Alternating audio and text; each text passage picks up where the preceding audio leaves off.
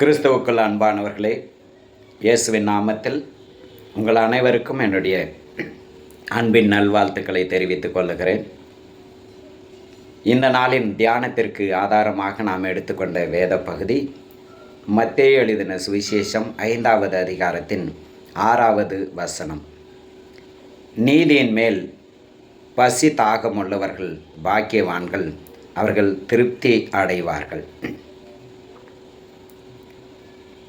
மனிதன் எந்த சூழ்நிலையிலேயும் திருப்தி அடைவதில்லை. அவன் விரும்பின பணம், பெயர், புகழ், ஆஸ்தி எல்லாமும் கிடைத்தாலும் கூட மனிதனுடைய வாழ்க்கையில் திருப்தி என்பது கிடையாது. இன்னும் எனக்கு வேண்டும், இன்னும் எனக்கு வேண்டும் என்ற மனப்பான்மைதான் மனிதனுடைய வாழ்க்கையில் பெருகிக்கொண்டே இருக்கின்றது. கோடிக்கணக்கான சொத்துகளுக்கு சொந்தக்காரர்களாக இருந்த போதிலும் கூட மனிதன் திருப்தி அடையாத நிலையில் தன்னுடைய பொருளை பெருக்கும்படிக்கு அநேக தவறான வழிகளிலே அவன் நடக்கின்றான்.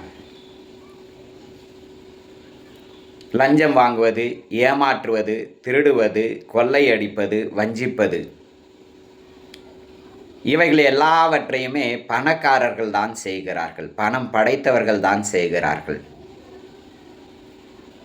வறுமையில் இருக்கிறதான ஏழைகள் இப்படிப்பட்ட கீழ்த்தரமான காரியங்களை செய்தால் கூட வயிற்றுக்காக அவர்கள் செய்கிறார்கள் என்று நாம் இருந்து விடலாம். ஆனால் பதவியில் இருக்கிறவர்கள், பணபலம் படைத்தவர்கள்தான் அனைத்தையும் தங்களுடைய வாழ்க்கையில் அனுபவிக்கின்ற நிலையிலும் கூட திருப்தி இல்லாதவர்களாய் மேலும் மேலும் ஆஸ்திகளை பெருக்குகிறதற்கு அவர்கள் முயற்சி செய்கிறார்கள். மனிதன் தன்னுடைய வாழ்க்கையில் திருப்தியை பெற்றுக்கொள்வதற்கு என்ன செய்ய வேண்டும் என்று இயேசு சொல்லுகிறதை பாருங்கள். நீதியின் மேல் பசி தாகம் உள்ளவர்கள் பாக்கியவான்கள், அவர்கள் திருப்தி அடைவார்கள். ஒரு மனிதன் நீதியின் மேல் பசி தாகம் உள்ளவனாய் மாறி அந்த நீதியை பெற்றுக்கொள்ளும் பொழுது கடவுள் அவனுடைய வாழ்க்கையில் ஒரு திருப்தியை கொடுக்கிறார், மன ரம்மியத்தை கொடுக்கிறார். தான் நினைத்தவைகள் கிடைக்காவிட்டாலும் கூட அவன் மகிழ்ச்சியாகவே காணப்படுகின்றான். நீதி என்று இயேசு எதை சொல்லுகிறார் என்பதை கவனியுங்கள். ஒரு மனிதனுக்கு உணவும் தண்ணீரும் மிகவும் மிகவும் முக்கியமானது. பசியையும் தாகத்தையும் மனிதனால் சகித்து கொள்ளவே முடியாது. சரியான நேரத்திற்கு அவனுக்கு உணவு வேண்டும், தாகத்திற்கு தண்ணீர் வேண்டும். இந்த 2 காரியங்களுக்காகத்தான் மனிதன் இந்த உலகத்தில் ஓடுகிறான், உழைக்கின்றான். அதை போலவே நீதியை பெற்றுக்கொள்வதற்கு நாம் பசி தாகமுள்ள பிள்ளைகளாக மாற வேண்டும். எப்படி உணவையும் தண்ணீரையும் பெற்றுக்கொள்ளுகிறதற்கு நாம் ஆவலாக பிரயாசப்படுகிறோமோ அதை போலவே நீதியை பெற்றுக்கொள்ளுகிறதற்கு நாம் பிரயாசப்பட வேண்டும் என்பதுதான் இதனுடைய பொருள். நீதி என்பது எதை குறிப்பிடுகிறது? கிறிஸ்துவினால் கிடைக்கும் பாவ மன்னிப்பு அல்லது இரட்சிப்பை குறிப்பிடுகிறது.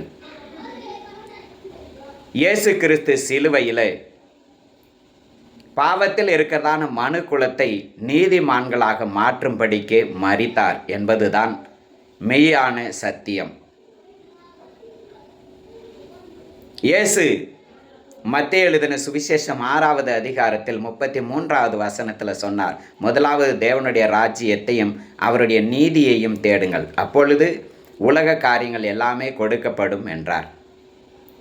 இயேசு கிறிஸ்துவினால் மனு குலத்துக்காக உண்டாக்கி வைக்கப்பட்டிருக்கிறதான அந்த இரட்சிப்பு என்று சொல்லுகிறதான நீதியை மனிதன் ஆவலாக தேடும் பொழுது கடவுள் அவனுக்கு மன்னிப்பை மட்டுமல்ல இரட்சிப்பையும் கொடுக்கிறார். இயேசுவை விசுவாசிக்கும் பொழுது பாவியாய் இருக்கிற ஒரு மனிதன் நீதிமானாக மாற்றப்படுகிறான். அதை தான் அப்போஸ்தலனாகிய பவுல் ரோமாபுரியாருக்கு எழுதும்போது ரோமர் 5வது அதிகாரத்தின் 1வது வசனத்தில் குறிப்பிடுகிறார். சிலுவையில் அடிக்கப்பட்ட இயேசுவை விசுவாசிக்கும் பொழுது நாம் நீதிமான்களாக மாற்றப்படுகிறோம் என்று அவர் விளம்புகின்றார். இந்த உலகத்தில் நாம் பெற்றுக்கொள்ள வேண்டிய மிக மிக முக்கியமான ஒன்று கிறிஸ்துவினால் உண்டாக்கப்பட்டதான நீதி, அதாவது பாவ மன்னிப்பு மற்றும் இரட்சிப்பு. இயேசுவினிடத்தில் தாகமுள்ளவர்களாய், பசி உள்ளவர்களாய், அதை பெற்றுக்கொண்டே ஆக வேண்டும் என்ற உணர்வோடு வரும்போது அவரை தேடுகிற யாவருக்கும் தேவன் பாவ மன்னிப்பையும் இரட்சிப்பின் அனுபவத்தையும் கொடுக்கின்றார். இந்த மெய்யான இரட்சிப்பை பெற்றுக்கொண்ட தேவ பிள்ளைகள் தங்களுடைய வாழ்க்கையில் திருப்தியாக இருப்பார்கள். பணம் கிடைத்தாலும் கிடைக்காவிட்டாலும், தேவைகள் கிடைத்தாலும் கிடைக்காவிட்டாலும், எல்லாவற்றிலேயும் திருப்தியாகவும் சந்தோஷமாகவும் மன ரம்மியமாகவும் இருப்பார்கள். கிறிஸ்துவின் நீதியினால் உண்டாகக்கூடியதான இரட்சிப்பை பெற்று திருப்தியான வாழ்க்கை வாழுகிறதற்கு நம்மை ஒப்பு கொடுப்போமா?